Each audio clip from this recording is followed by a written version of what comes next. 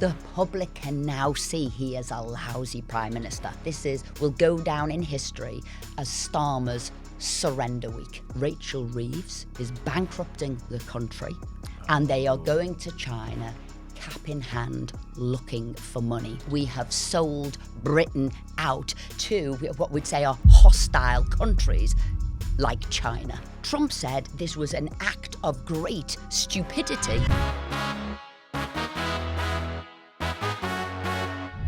Hello and welcome to the Daily Expresso. I'm JJ Anisiobi, and after 6 long weeks, I'm finally reunited with the Westminster whisperer, Esther McVey. I was nearly starting to take it personally that every time I'd come in, you weren't here, somebody else was here. So thank you for coming back. It's great to be back with you. How have you been?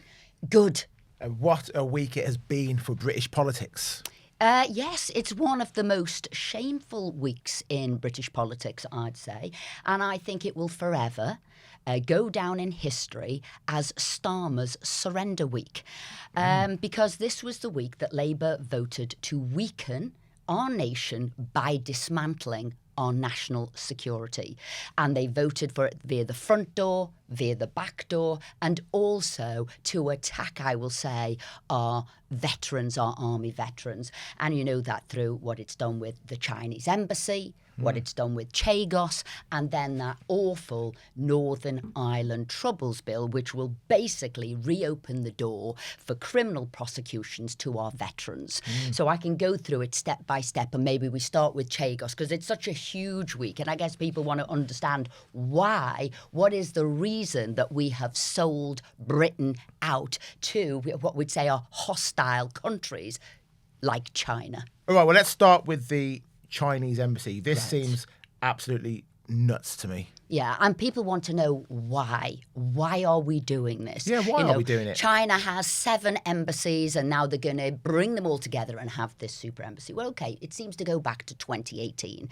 And everybody said we've always had an on-off relationship with China, insofar as we want to do trade with it, but we don't want it to get a hold in our strategic infrastructure. And this embassy will be getting a hold in our strategic infrastructure. So back in 2018, it bought this plot of land, paid about £250 million for it, and it always wanted to be there. And it's really at a sensitive part in London. Everybody talks about what it's right next to, and that is the communication and the cables, not just of our financial sector, but also of people's sort of emails. So you can see that you could spy on everything we are doing and get really information about the country.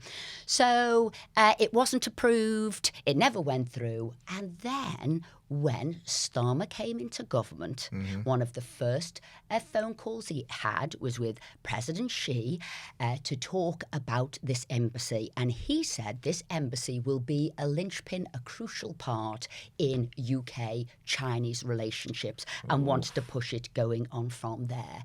Now, it's gone through. It went through really very quickly because after years and years and years of negotiations, talking about it, being refused on planning, it went through pretty much immediately with the Labour government here. And even MI5 has said it is a threat. Yeah. It is a sort of a national security threat. Yeah. And in the House this week, unfortunately, Dan Jarvis, I say unfortunately for him because he had to answer the questions, and you could see that he was deeply uncomfortable. There was a lot of blather. There was a lot of procrastination. Even the deputy speaker said, will you speed up your answers? Because literally he was trying to talk everybody out, because usually an urgent question, a statement might be about an hour long, and he was waffling on.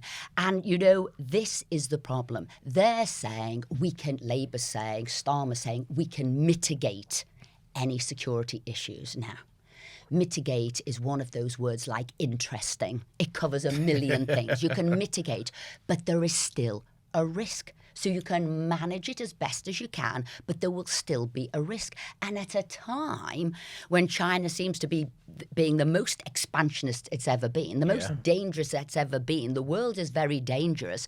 Don't you think our security services are doing enough looking after terrorism, checking the safety of the country? Why do you think they want to be hamstrung and now having to get this extra piece of work to check that China isn't spying on us through this new super embassy. So those are the issues. And then things like we can't even go in and examine it whilst it's being built or after it's been built. There are 208 rooms underground. There are parts of it we haven't even seen what is going on. So the questions that were being asked in the House this week, and I think this is interesting because all sides of the House were unhappy. So actually a lot of the Labour backbenchers were talking about the rights of people like the Uyghurs, the Tibetans, people who fled from Hong Kong to be here because the Chinese government are spying on them. They're sort of going after them. What are these rooms going to be? What are they going to do? Because this will be sort of Chinese territory. Could they go on there and never be seen again? What is going on? So they were looking to protect those sort of people's rights, as it were.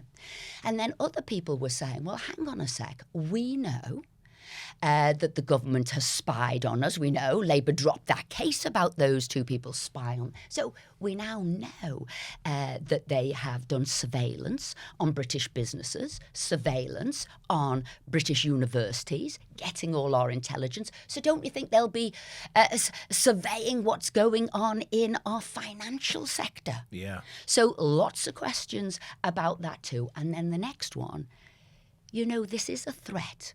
This country, China, to our country. They are spying on members of parliament. The Chinese government have sanctioned members of parliament. We cannot say it's a benign and friendly state. It is the exact opposite. So what in God's name is Starmer doing by handing them this embassy?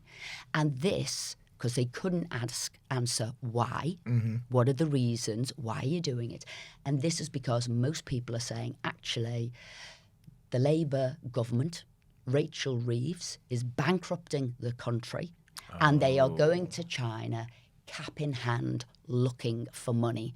Rachel Reeves did that last November and got £600 million, which is basically peanuts from China. Absolutely nothing. The crumbs. But that is why. I mean, 600 million last year, the Chinese embassy this year, what are we saying? Yeah. And then Starmer should be going to Beijing next week to see what he can get. And then the latest figures that have come out today, how bad Reeves is doing with the economy. 140 billion borrowed from April to December. National debt, 2.94 trillion. And then you want to look, which is worse, 217,000 people off the payroll, 300,000 private sector jobs gone. So they are dismantling our economy, and now they are desperate to find money from places like China. As Curry's CEO said, and if you look at the retail sector, it employs 6 million people in the UK. Yet Reeves' budget has charged them £7 billion. He said there's only a couple of things we can do. We'll stop employing people, we'll stop investing, and prices will go up, all of which is going to hurt the public. We know that. It's blindingly obvious. The public can see that. The only people who can't is Rachel Reeves and this Treasury, and that is where they are. So really it is about pounds, shillings and pence that they are dismantling our security. The MI5 have said they're going to relocate some of these fibre optic cables. We shouldn't have to. That's going to cost millions of quid to do that. Right. So what I'm saying is, what you'd say is, rather than us have to move cables, Lord knows the cost. Yeah. Lord knows how long that will take to do. Lord knows the disruption to all of those businesses. It's going to go into billions of pounds, rather than just saying, no, you cannot have the planning permission there. I mean, the bit of good news is local residents have now got together £140,000 to take a judicial review. Wouldn't it be wonderful if the planning system actually managed to tie the Chinese up in knots, and it was the planning system that managed to knock this ridiculous embassy out of the water as well, and stopped it from being done. But you know what other people are saying, and this is what I'm looking to. The Chinese have a long strategic plan. Unfortunately, we sort of go from 5 to 10 years, don't we, as we have a new parliamentary cycle. And they've had a 50-year plan, which we know about. And they launched what was called their Belt and Road Initiative. And they went into all of the poor African states, promising to give them new roads, new highways. The Chinese said it was the revival of their ancient trade routes. They would give them that, and that would help them prosper. And actually, it hasn't. They're now indebted, and their sovereignty might come into question, and China might take them over for all of their minerals, their food, whatever it is, they will take them over. So obviously, my ancestry is Nigerian and Zimbabwean. I've been to those countries and seen they've built great roads, but the countries can't afford to pay them. And then part of the deal is China gets to have some of the ports in control of the ports. So now that we've got China controlling some of the major ports around Africa, and there's nothing that anyone can do about it. You're completely right. This 50-year plan of theirs is coming to fruition, and there's going to be more and more and more. They're moving further and further, expanding across the world. So how we've looked at this embassy, people, who have opposed it, which, like I said, is pretty much everybody, is like a Trojan horse coming into the country, to which we've sold it for nothing, to which Reeves and Starmer have dismantled the country.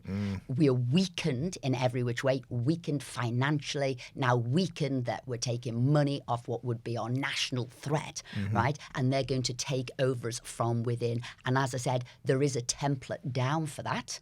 We've seen what they've done to the African states. I went out to Liberia. I saw they'd built things even like hospitals. But because people weren't trained up to use those hospitals, they never had the medical equipment to run those hospitals. They didn't even have the electricity to keep them going. They were then crumbling as infrastructure. So they got the hospital, nothing else can run it right. So what we're going to see, I think, is we're going to become indebted. The poorer and poorer we go. And they are here, and they will suck out. And you know what this country has got? It's got a lot of great intellectual property rights, brilliance. Our universities are brilliant. And this will be what goes. When people say, what's China going to take from us? It's got money. Yes, but we've got that brilliance. And whether it's, copyright for ideas and patents, whether it's copyright for designs, we have that here, and we will lose it all. If Reform become the next government, can Prime Minister Farage just say, nah, I'm shutting down this embassy, you got to leave now? Well, I think how we kick it into the long grass, and then it's so much into the long grass it never happens, will be through the planning process.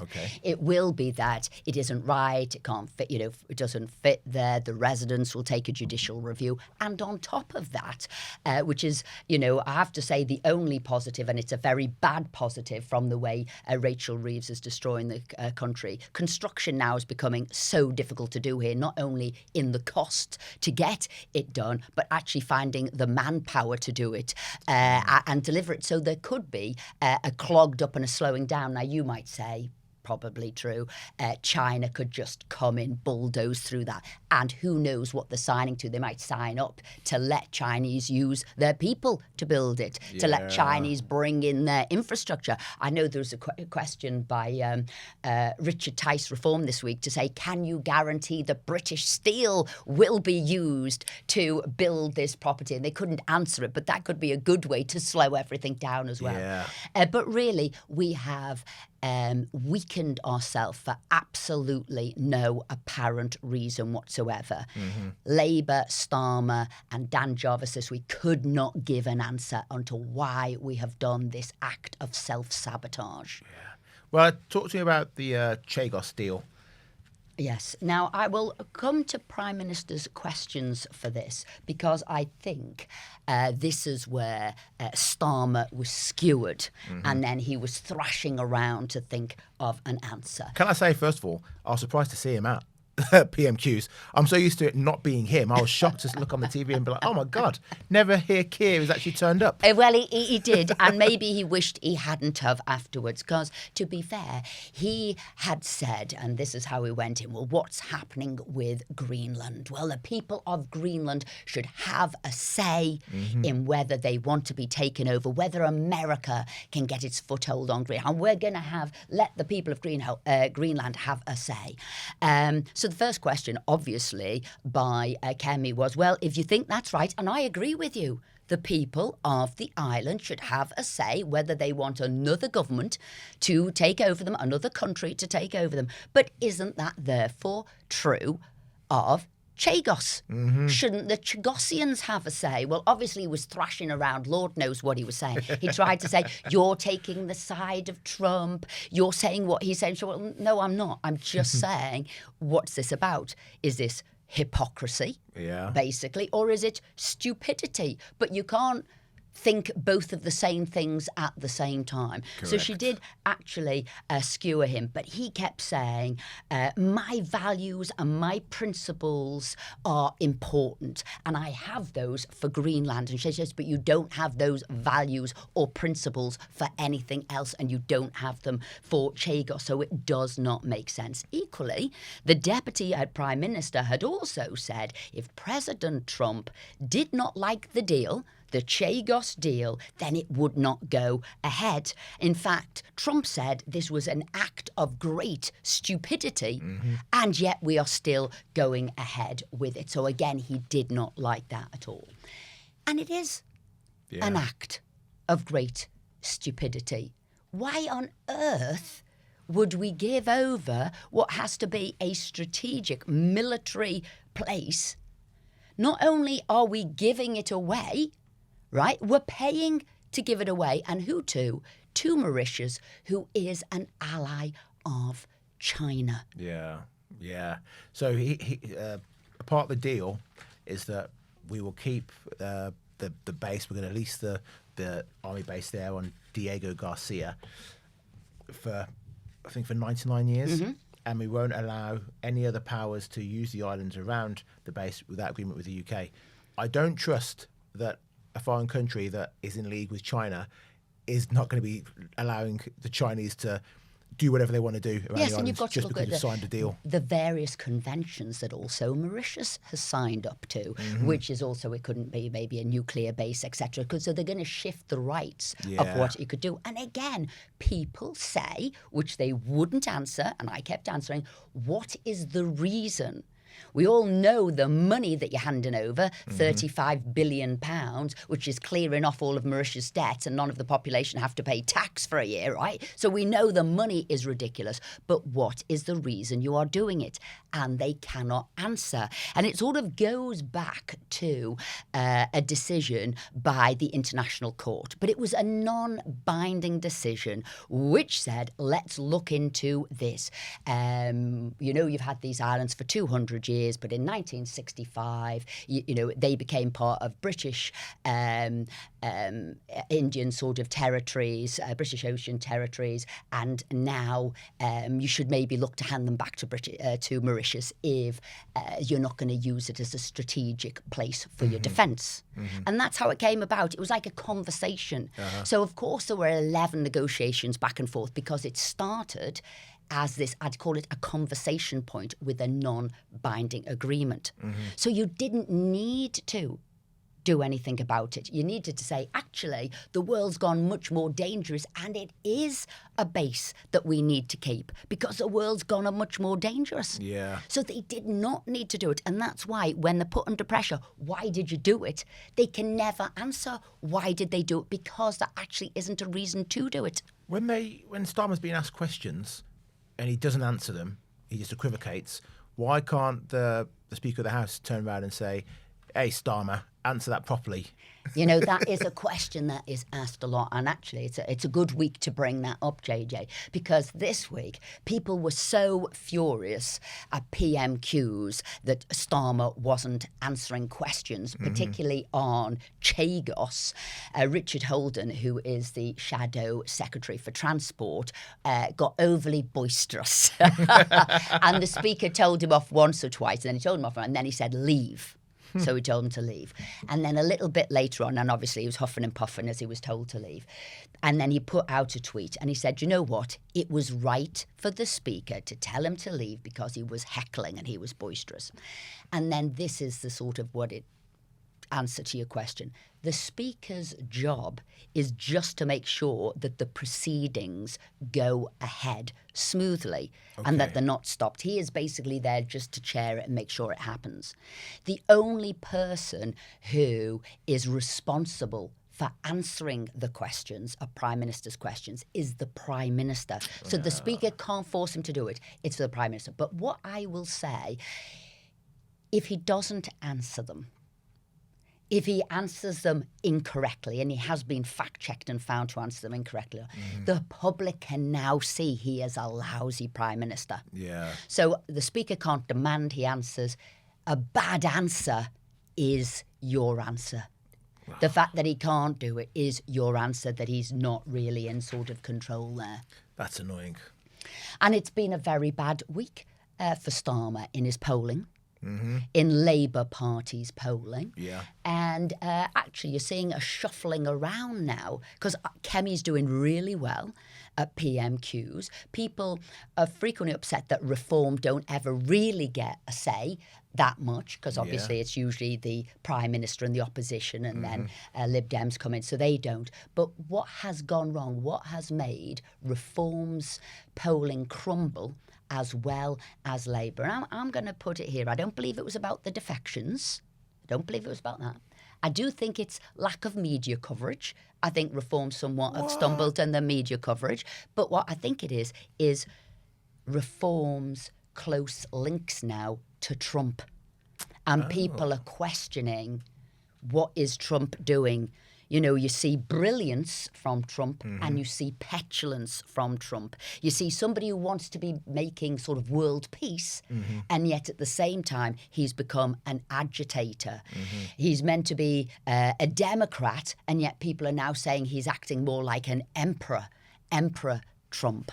And so where is he going? And as he's confusing people, and he's been very much throwing his weight round in Europe over Greenland, and people see those close ties between Farage and Trump, I think that has played into Reform's pollings crumbling slightly. And I think that's a big question about Trump at the moment. What is he doing? I think Trump just doesn't care anymore. I think he thinks, this is my final term, I'm going to get whatever I want, and everyone needs America, and America needs nobody else. Yeah, I do think he does need to be held to account more. And I think people are saying, how are we going to keep him in check? Yeah. So that what he does is for the good and he too doesn't become like a Putin, a President Xi, and then Trump there. Now, I got what Trump was doing. Trump said, Chagos, an act of stupidity. Yep. He also came and spoke at Davos yesterday and said, look, guys, I want a strong Western world, and you are weakening the Western world. Get a grip of immigration, which is kind of like the enemy within and weakening you, and get a grip of energy and energy costs, because at the moment your energy costs are so high you are ruining your infrastructure base, your manufacturing base, and everything's costing so much you're impoverishing yourself, hence you're doing these dodgy deals with China. He's not wrong. So he wasn't wrong.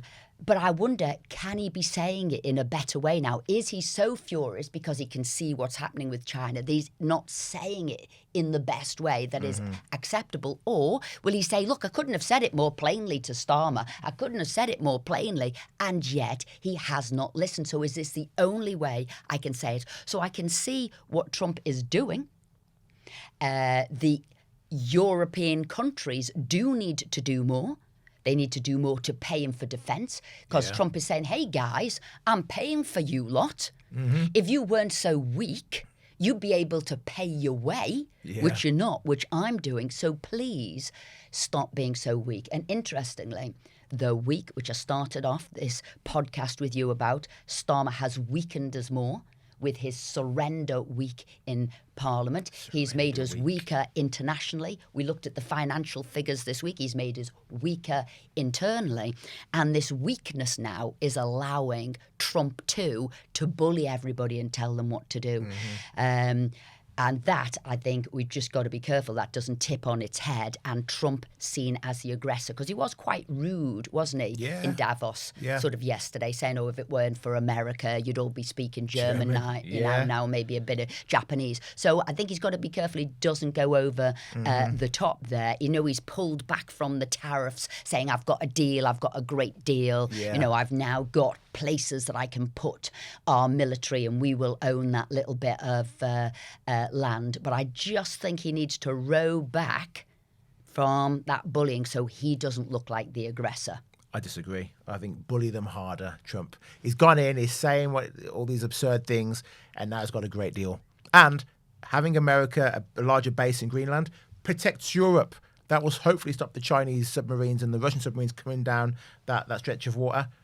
Trump saves Europe again. And that's what he was trying to say. But if he destroys NATO, then he hasn't made us safer. He says, oh, nobody else has helped us. America's done everything. Well, I think not. We've only just finished paying off our debt for World War II. America charged us a fortune for that war. They came in and helped us, yes, but we paid a lot. And remember, they are the only people who've triggered Article 5 after the attack on them, and then we went and supported them in, Iraq and Afghanistan. So we have helped. All I would say is Starmer needs to be held to account. Starmer is destroying our country inside and outside, and Starmer seems to be selling us down the river to China. And I'm afraid this is the man we all need to be focused on. Well, you talk about the Northern Ireland Troubles Bill as well at the start of the show. So I'm not over this story completely. Tell me. Right. So again, I mean, this happened this week as well, and this is where they could reopen criminal cases to veterans, and our veterans could be hauled before the courts for things that happened in the Northern Ireland Troubles. And the reason I say this is really bad for our armed forces and for their morale, if they think I'm giving my life for the country. I have gone out doing the work of governments, the armed forces, Ministry of Defence, and I'm protecting the people, right? And 20, 30, 40 years later, you might say, oh, we're going to bring a court case. Did you do it the way we thought you were going? No, did anything do it wrong? This is going to, which it is already, dismantle our armed forces. People don't want to apply to work in them now. People are saying, I wouldn't become a member of the SAS again if I'm going to be sued 30, 40 years later. Some of these men are in their 80s. One has had a heart attack and died because of the strain of this court case for going on and on and on for years and years and years. So I'm saying, no, we put these people in the armed forces to protect the country. We make it clear at the time when we give them their instructions to do what they're going to do. We do not come after them, as in the case, and it is IRA. It is some people who have been IRA activists whose family members now are taking these people, our bravest of the brave, to court. And the answer's no. And that, again, is another thing. And I cannot understand Starmer's logic for that. How can you have a strong army? How can you say we're going to put money in defence if you whittle away the people who are your army? Is this a case of Starmer just thinking like a lawyer? He sees things in black and white, and obviously he was all about humanitarian rights and things like that. Is that why Starmer's doing this? It is a distorted way of looking at things. We want to protect the human rights of this country and of our army, and it seems to me he prioritises everybody else's human rights above our human rights. It seems Mauritius, he's looking at their interests. Oh, they didn't look about the Chagosians. He's looking at sort of the IRA and IRA sympathisers above our sort of nationals and above our armed forces. So his human rights, I'm afraid, seems to me it's completely distorted, and he's got all of his priorities wrong. Well, it's been a good week for Britain giving away things, just not to any people who are British. Well, that is, I could have wept this week in Parliament, and so could other people. And all I'm hoping, as the Chagos goes back to the Lords next week, actually they manage to hold firm, right? And he does another U-turn. They don't have a problem doing U-turns. Starmer's doing one now every 6 weeks, and we're probably up to 15. There was 2 more this week. The U-turns he needs to do, and he would be applauded by the whole country, is a U-turn on Chagos, a U-turn on the embassy, and a U-turn on the Northern Ireland Troubles Bill. Then he would, be putting British interests first. Until then, I'm afraid he is just Mr. Starmer surrender. Well, with so many U-turns, what are people in Westminster saying about Starmer's team and his advisors, all these special advisors, all these experts, keep advising him to do the wrong thing? I think there's a couple of things there. I think he's come in with his own view of what he wants to do. I think he's come in with that. Does he listen? I don't necessarily think he does. Some of his special advisors, well, he will have appointed them. So he's appointed them in his own image. Right. So he's not taking any notes of them. Some of those kids are 20, 30, so they're not. But when the head of MI5 tells you it's a risk to put the embassy there, I'm not being funny. Would I listen to a 25-year-old spad out of university with politics as a major in their degree? No, I wouldn't. If somebody, the head of MI5, said to me, we have a risk here, that's who I'd be listening to. So like I said, he is being selective in who he listens to. He listens to lots of mini-me's, and he is not listening to the people who really have the knowledge, the intelligence, and the oversight. And I'll tell you who else has just come out today. Mandelson has just come out today to say, you know what, you've lost the trust of the public, fundamentally on economics and foreign affairs. Well, how right is he? Yeah. And that's where we are. So listen, he's not going to listen to him. I know he sacked him, and I know that, because of his relationship with Esther, and that's right. But Starmer should never have appointed him in the first place.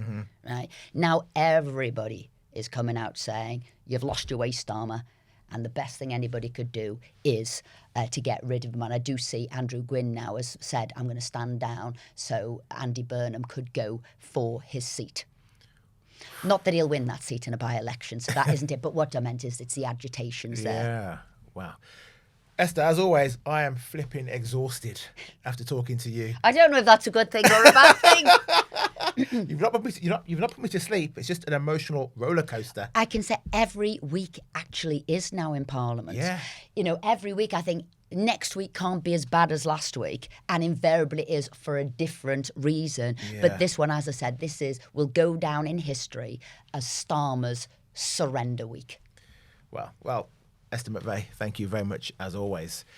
That is all we have time for on today's Daily Expresso. Watch us on YouTube, listen to us on Apple Podcasts and Spotify, and tomorrow I'm joined by Robert Jenrick for a very special deep dive into his defection, his thoughts on Kemi Badenoch, and everything he thinks about his former cabinet ministers. Join us then. Bye-bye.